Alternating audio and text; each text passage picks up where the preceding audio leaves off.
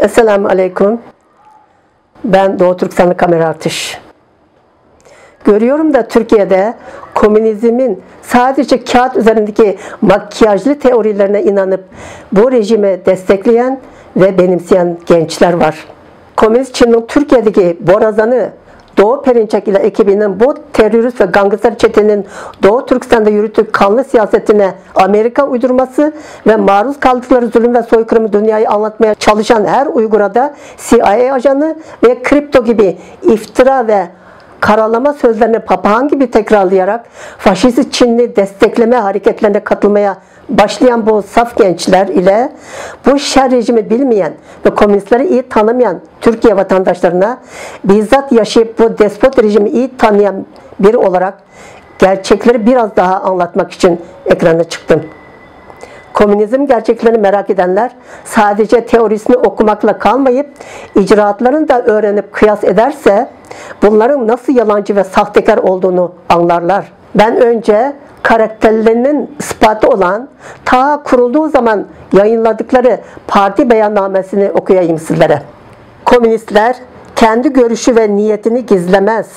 Amaçlarına sadece şiddet, her türlü hile, entrika, aldatma, yalan dolan, yolsuzluk, gizlilik ve gerçeği örtbas gibi yöntemlerle mevcut sistemi yıkarak ulaşabileceklerini açık beyan ederler. Bu beyannamede açık itiraf ettikleri yöntemlerle ülkelerini idare eden komünistlerin ulaştıkları her yere zulüm, katliam ve terör ile kargaşayı götürdükleri ve dünyadaki cennet kuramının 100 milyonlarca insanı dünyadaki cehenneme sürüklediği, bu sebeplerden dolayı teker teker çöktüğü görülen gerçeklerdir.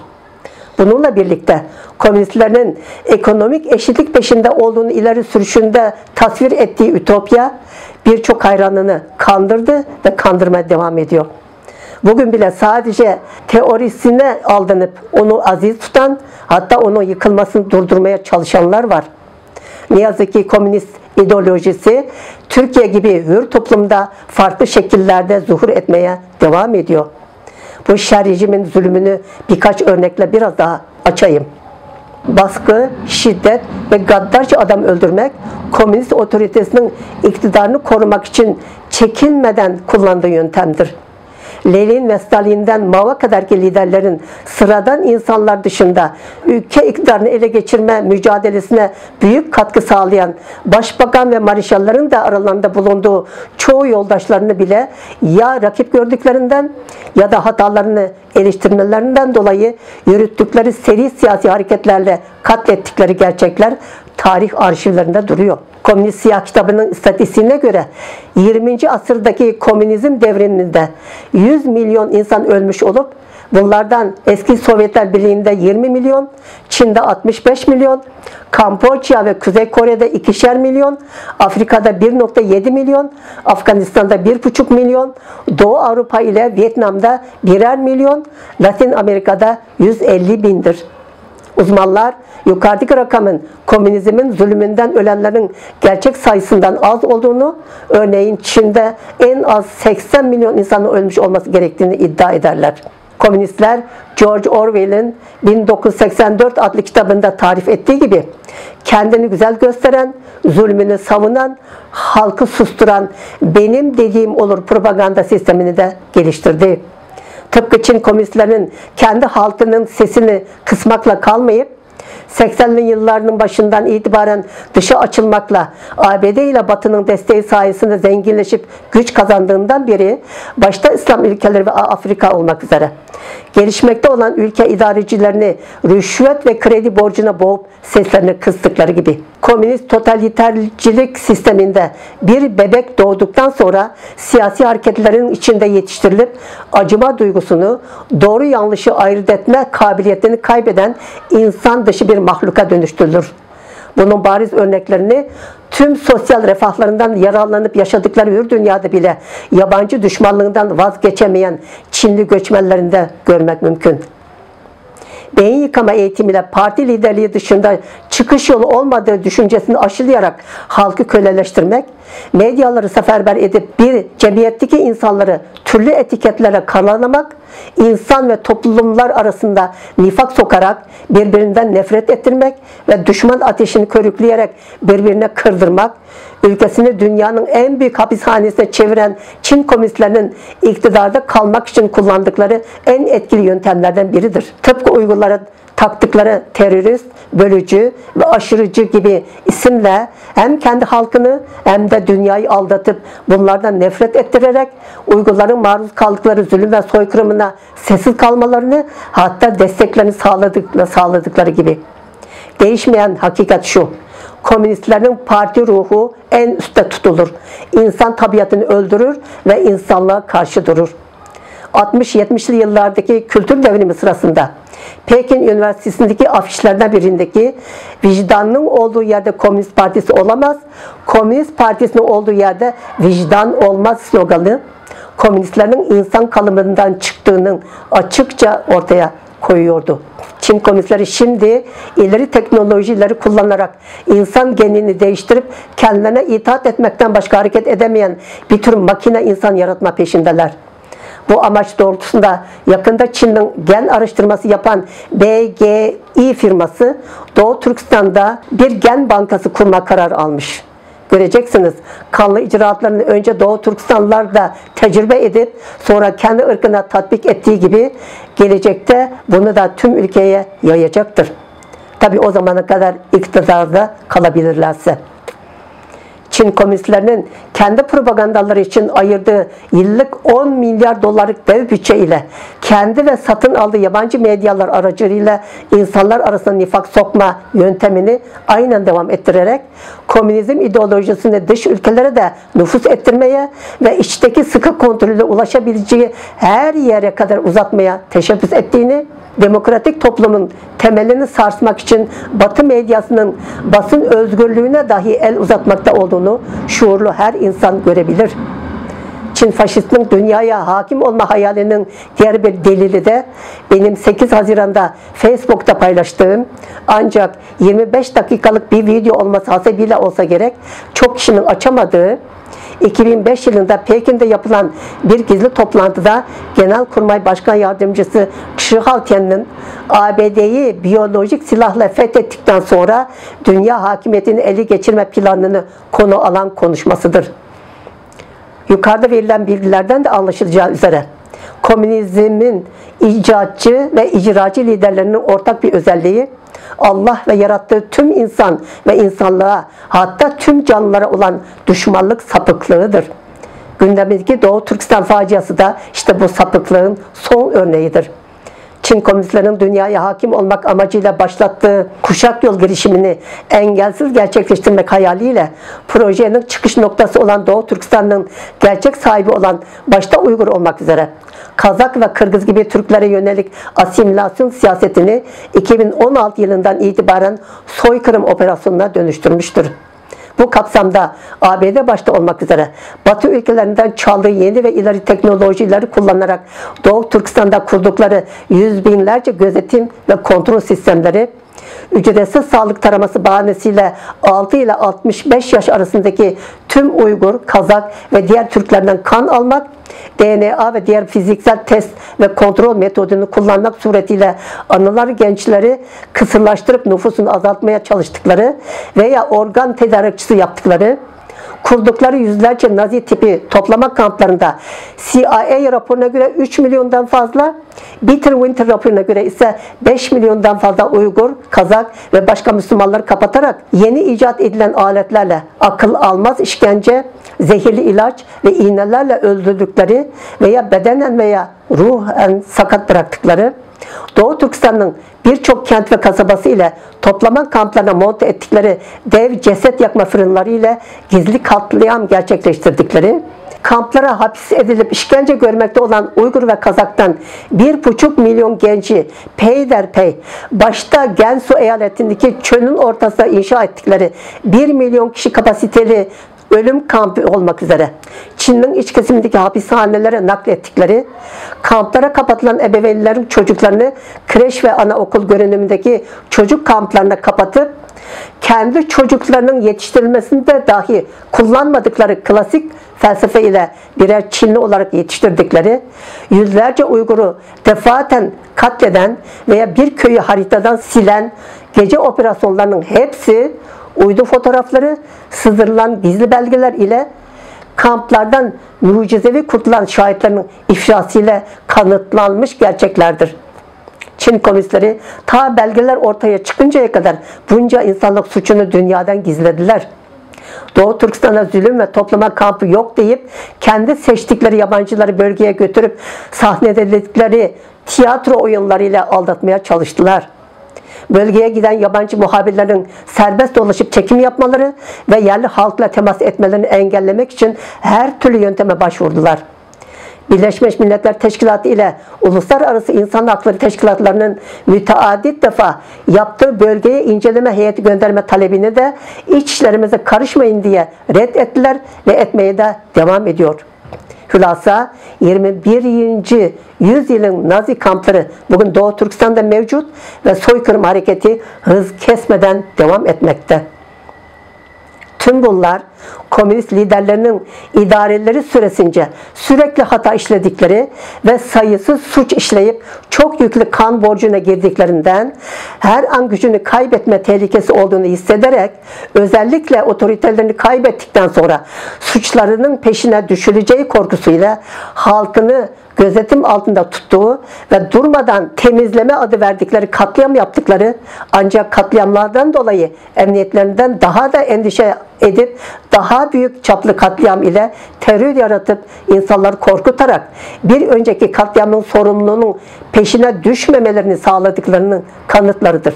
Zira halkın memnuniyetsizliği korku içindeyken geçici olarak bastırılsa da sonraki ayaklanmalar daha da şiddetli olur. Bu ise daha büyük katliamlara yol açar. İşte bu komünizmin kısır döngülü zorba idaresidir. Gelelim komünistlerin gerçek kimliklerine. Sadece iktidarlarını korumak için ülkelerini dikte ile idare eden komünist liderlerinin özel tedariklerle yaşadıkları lüks hayatları bir yana bırakalım. Bunların hiçbirinin gerçek komünist değil, aksine başta ABD olmak üzere Batı sevicileri ve kapitalist olduklarının örneği herkesçe malum olan başları sıkışınca Rusya, Kuzey Kore, Küba ve Venezuela gibi dost ülkelere değil, demokratik ülkelere sığınmalarıdır. Ben sadece Çin komünistlerinin örneğini vereyim. Despot idareleri nedeniyle dünyaya rezil olduğundan bir gün iktidarının yıkılacağını bilen Çin'in sözde komünist yöneticileri kendilerini kurtarmak için yoldaş devletlerin aksine halkına kötü gösterdikleri demokratik ülkelere akın ediyorlar. Çin'in merkezi komite üyelerinin %90'ından fazlası dahil yerel idarecilerine kadar ki yetkililer aile fertlerini yolsuzluklarla edindikleri servetleriyle birlikte ABD, Avrupa, Avustralya, Yeni Zelanda, Kanada ve birçok insanın dahi iyi bilmediği coğrafyalardaki vergi cennetlerine yerleştirip o ülkelerin vatandaşlıklarına geçirttiler. Güvenilir kaynakların raporuna göre 2019 yılına kadar servetleriyle birlikte yurt dışına yerleşen bu insanların sayısı 8 milyonu geçmiştir. Çekirge sürüsü gibi dünyaya yayılan Çin'in sahte komünistlerinin bugüne kadar ulaştığı sayının 10 milyonu aştığını tahmin etmek zor değil. Bu akın durdurulmazsa daha da artacak. Zira insanlık suçuna ortak olan 90 milyon Komünist Partisi üyesi ve ailesi var. Bunlar Çin'in çifte vatandaşlık yasağı nedeniyle yabancı uyruğunu gizleyerek her iki ülkenin vatandaşlık haklarından yararlanıyorlar. Aile reisi olan merkez komite üyeleri ve yerel yöneticiler ile diğerleri ise her an kaçmak için hazır vaziyette beklemekteler. 2 yıl önce Wikileaks'in kurucusu Julian Assange, İsviçre bankalarında 5000 Çin yöneticisinin para hesabı olduğunu ve bunların başında Xi'den önceki devlet başkanı Jiang Zemin'in 3,5 milyar doları olduğunu ifşa etmişti. 5 Ağustos 2019'da Çin Maliye Bakanlığı'na bağlı Maliye Araştırma Enstitüsü'nün başkanı Jia Kang, anılan bankalarda hesabı olan 100'e yakın Çinli yetkilinin toplam parasının 7,8 trilyon dolar olduğu bilgisini sızdırmıştı. Uluslararası medyanın tahminine göre ise Çin komünistlerinin yurt dışındaki paraları 20 trilyon doları aşmış olup bunlara yurt dışındaki gayrimenkulleri ile hisse senetleri dahil değil. Komünist Çin idarecilerinin yurt dışı servetlerine ait bilgiler Uluslararası Araştırmacı Gazeteciler Konsorsiyumu, The New York Times, Fox, Bloomberg ve Mossack Fonseca tarafından yayınlanan 2000 yılından bu yana deniz aşırı işletmeler ve vakıf sahiplerinin kimliklerini gösteren 2,5 milyon sızdırılmış belgelerde mevcuttur. Aralık 2017'de ABD'nin Magnitsky Kanunu'nu yürürlüğe koyması, geçen yıl Hong Kong İnsan Hakları Kanunu'nu çıkartması ve bu ayın 17'sinde Uygur İnsan Hakları'nın da Trump'ın imzasıyla kanunlaşmış olması Çin komünistlerini telaşlandırdı. Zira kanun gereği bunlara yapılacak yaptırımların başında yurt dışındaki servetlerine el koymak ile aile fertleri dahil hepsine ABD'ye giriş ile yaşam hakkının elinden alınmak var ki bu sahte komünistlerin can damarının kesilmesi sonucu helak olması anlamına gelir. Çin'in Minhui web sitesinin haberine göre 15 Kasım 2019'a kadar tespit edilen 100 bin zorbanın kimliği yaptırım için yabancı devletlere teslim edilmiştir. Bunlar sadece yurt içinde Falun Gong üyelerine zulmedenler olup Doğu Türkistan, Tibet, Hong Kong ve diğer bölgelerdekiler hariçtir. ABD'de Uygur İnsan Hakları Kanunu'nda çıktığına göre Çinçengo ve Zhuhailun başta olmak üzere Doğu Türkistan halkına zulmeden tüm zorbalar da bu yaptırıma tabi tutulacaklardır inşallah. Çin'de sadece komünistler değil, güvenlikçilerin %90'ı bile insan haklarını ihlal suçuna iştirak etmiştir. Sadece Çin komünist diktatör rejimini korumak için var olan devlet memurları için kanun, kural tanımamak, rastgele adam tutuklamak, para cezası kesmek, halkı zulmetmek, ev ve iş yerini yıkmak, zorunlu aile planlaması uygulamak, Müslümanlara eziyet etmek ve daha birçok insan haklarını ihlal suçlarının hepsi sıradan işlerdir. Yaptıklarından dolayı halka düşman olduğunu bilen memurlar bir yandan halkın öfkesinden korkarken öte yandan partinin zulmünün bir gün kendilerine de geleceğinden endişe ettiklerinden başta yargı mensupları olmak üzere görevlilerinden istifa edenlerin sayısında büyük artış olmakta. Son gelişen önemli bir husus hakkındaki görüşümü de sizlerle paylaşayım. ABD'nin Uygur İnsan Hakları Kanunu'nu çıkarmasıyla çılgına dönen Çin faşistleri medyaları aracıyla bir yandan ABD'ye saldırırken öte yandan da sahte belgeseller yayınlayarak Uygurları terörist göstermek suretiyle dünyayı son kez aldatma gayretine girdiğini görüyoruz. Bugüne kadar yalan ve karalamalarıyla Uygurlara yaptıkları zulüm ve katliamları haklı göstermek için yayınladıkları bu tür senaryolar ile dünyayı, hatta ABD Başkanı Trump'ı dahi aldatıp başta toplama kampları olmak üzere tüm zulümlerine destek sağlamayı başarmıştı. Ancak Rabbimiz bu kızıl şeytana kendi yalanlarıyla gerçek yüzünü ortaya çıkarıp dünyaya rezil etti. Allahu Ekber. Bu nedenle dünya artık bu şer rejimi desteklemediği gibi birlikte karşı çıkıp onu helaka sürüklemekte. Mevcut komünist ülkelerde trajedi devam ediyor. Komünistlerin karakteri değişmedi. Çalkantılar, çatışmalar, tefekkür ve ümit arasında insanoğlu büyük değişimin arifesine gelmiştir. Pek çok ve karmaşık dünya işiyle cevabı zor sorular karşısında gerçek çıkış yolu doğru ile yanlışı ayırt etmek, geleneklere dönmek, ahlak tahsis etmektir. Bir asırdan beri insanlığa zarar veren komünistlerden uzak durmak ve terk etmek elzemdir. Zira onun insanlığa getirdiği çıkış yolu değil, aksine felaket yoludur. Bunun en açık kanıtı yukarıda da anlattığım gibi Çin komünistlerinin 70 yıllık iktidarı süresince kendi halkına işgal ettiği Tibet ve ile Doğu Türkistanlara, bu sıralar Hong Kong ve ABD'deki kargaşalarla yaşattığı insanlık facialarıdır. Hep uyarmaya çalışıyoruz. Bugün bana, yarın sana diye. Bir kez daha hatırlatayım. Çinlilerin meşhur 36 hilesinin birisi misafir olarak git, ev sahibi olarak kaldır. 250 bin dolara vatandaşlık kolaylığından yararlanıp Türkiye'ye akın eden Çinlileri görüyorsunuz. Gündelik işlerinizle meşgul olup bana ne demeyin. Sizin mesuliyetiniz ve mecburiyetiniz, hala şansınız varken safınızı doğru seçip vatanınızı ve kendinizi bu beladan korumak için harekete geçmenizdir.